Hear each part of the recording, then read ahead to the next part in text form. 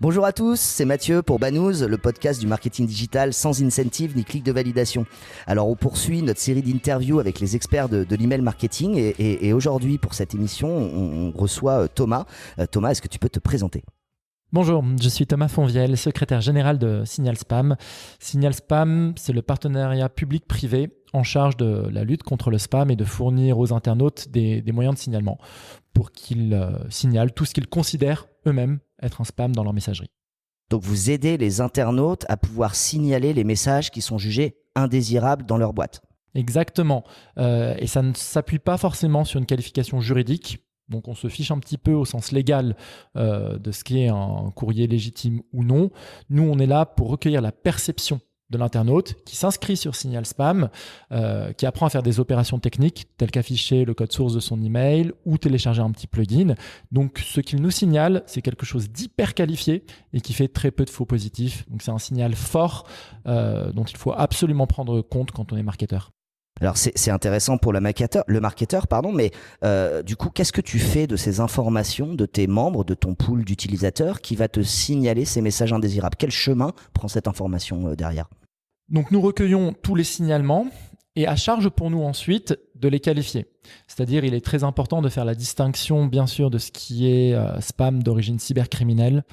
Et là, il y en a beaucoup. Donc, ce que j'appelle spam cybercriminel, ça va être tous les spams qui proviennent de botnets, du malware, du phishing, du spear phishing, du hameçonnage, des produits de contrefaçon. Donc, il y a beaucoup de choses. Et ce qui fait aussi l'objet de signalement, c'est l'email marketing. À 75%, ce qui est signalé par les internautes, c'est de l'email marketing. Donc, même si ce n'est pas notre premier sujet, c'est quand même les 3/4 de ce qui nous est signalé, on est obligé d'en faire quelque chose. Donc, on prend ces signalements, on les qualifie et ensuite on va les redistribuer à nos différents membres qui sont en capacité d'agir. Dans l'association, vous avez des autorités publiques, vous avez des routeurs, des annonceurs, il y a aussi les fournisseurs d'accès Internet et de services de messagerie. Donc, on va adresser à chacun de ces différents acteurs l'information dont ils ont besoin pour prendre l'action spécifique contre le spam bien spécifique qui a été signalé. Donc tu facilites finalement à l'ensemble des acteurs de la chaîne de valeur la compréhension finalement de l'impact de leur message auprès des destinataires pour pouvoir agir en cas effectivement de messages non désirés. La compréhension et l'action concrète, c'est surtout ça. Signal Spam, c'est pas juste de l'évangélisation, c'est là pour agir concrètement. Donc on fournit par exemple aux routeurs l'ensemble des messages qui ont été signalés émanant de leur infrastructure, ce qui va leur permettre de désabonner sur l'information de l'adresse IP les internautes qui se sont plaints, de les mettre parfois sur des listes d'opposition, de remonter en cascade l'information jusqu'aux annonceurs pour qu'ils puissent faire valoir le droit d'opposition de l'internaute, tout simplement. Pour les FAI, on va transmettre l'information. Ça va leur permettre peut-être de prendre des mesures de blocage de certains acteurs, mais aussi à leur niveau, parce que leur plus gros sujet, c'est la cybercriminalité, il ne faut pas l'oublier. Ça va aussi leur permettre d'identifier des machines compromises sur leur réseau et donc potentiellement de désinfecter des clients dont la machine est zombifiée. Dans le cadre d'un botnet. Ça va permettre aux professionnels de la lutte contre le phishing de faire des blacklists d'URL dangereuses. Voilà, il y a tout un nombre d'actions qui sont possibles de prendre grâce au signalement. Aujourd'hui, Signal Spam, c'est combien d'utilisateurs qui sont actifs dans justement le signalement de ces messages indésirables ? Par mois, Signal Spam reçoit environ 350 000 messages. Donc, c'est une petite feedback loop. C'est volumétriquement pas du tout aussi important que ce que les FAI peuvent recevoir. Mais on reçoit aussi des informations de la part des FAI. Donc, ils nous communiquent le volume de plaintes sur adresse IP qu'ils ont. Sinon, en termes d'utilisateurs actifs, auprès de Signal Spam, c'est toujours la difficulté de savoir qui est actif. Nous, on considère qu'un utilisateur est actif quand il a fait un signalement tous les 3, 6 et 1 an. Enfin, on a différentes métriques sur ces zones-là. On en a environ 100 000. Ok, très clair. Et Thomas, du coup, tu es extrêmement bien placé pour nous parler de la perception de l'email par les internautes. Est-ce que tu as quelques insights à partager avec les auditeurs de Banous par rapport à cette perception qu'ont aujourd'hui les internautes, les mobinautes, par rapport à la réception de messages électroniques ? Oui. Première information, il y a des messages qu'on ne verra jamais dans nos messageries. parce que le travail des FAI et des sociétés qui font un petit peu le filtre en amont, c'est que nos boîtes de messagerie soient utilisables. S'ils ne faisaient pas ce travail, ce serait poubelle. On ne s'en servirait pas. 90% des sollicitations sur la messagerie, c'est de la cybercriminalité. Et là, je parle de cybercriminalité dure, vraiment très dure. Donc si ces messages, si on assouplit un petit peu les filtres, s'ils passent, nos messageries, ça n'existe plus, c'est mort.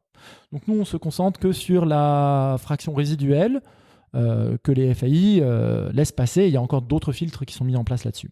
Et donc sur cette fraction résiduelle, 75% de ce qui est signalé par les utilisateurs de Signal Spam, c'est de l'email marketing. Ça peut varier, hein, ça peut être un petit peu plus, ça peut être un petit peu moins. 75%.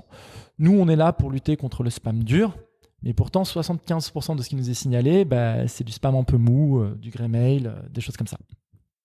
Thomas, on a beaucoup parlé de l'usage finalement des utilisateurs. Est-ce que tu peux partager, toi, ton retour d'expérience sur l'évolution des pratiques des marques en termes d'email commercial sur leur base de données? Aujourd'hui, je pense qu'il y a une certaine maturité qui commence à arriver du côté des annonceurs. Je pense que maintenant, ils ont bien intégré que le routeur, c'était pas seulement un tuyau qui est là pour réceptionner des consignes d'expédition de campagne. C'est quelqu'un qui est responsabilisé, qui doit faire face à la régulation du marché mise en place par les FAI. Donc je pense que le poids des instances de régulation est de plus en plus élevé et qui font de plus en plus attention. Au sein de Signal Spam, on a la CNIL, qui est un membre très très important et qui a mené une consultation des membres de Signal Spam il y a quelques années sur l'opt-in partenaire, par exemple. Donc ils voulaient savoir un petit peu quelle était la position du marché, des différents acteurs. Ils sont venus dans Signal Spam pour savoir qu'est-ce qui pouvait être intéressant de reprendre comme consigne. Donc on a mené une consultation des membres et on a, au sein de Signal Spam, défini notre position qui est que l'opt-in partenaire peut potentiellement conduire à des dérives. Et qu'une bonne manière de l'appréhender, c'est que l'organisme en charge de la collecte de l'opt-in pour le compte de ses partenaires doit être l'organisme qui effectue les communications, toujours pour le compte de ses partenaires. Donc dès lors qu'il y a cession du consentement, qu'il est répercuté et qu'on perd la maîtrise de la collecte, c'est une vraie dérive. Et ça conduit à beaucoup de problèmes.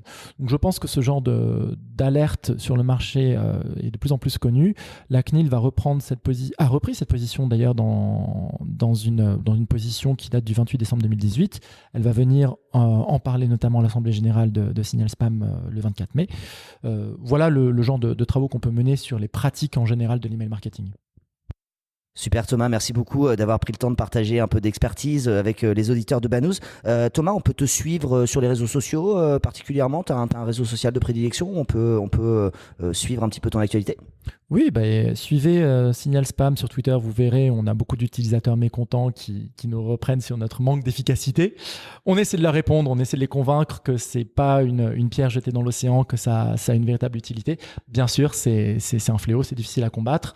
Mais le signalement, ça reste le signal le plus fort dont on dispose et celui qui nous permet de prendre les actions les plus fortes en termes de pédagogie, de répression également. Super, merci Thomas.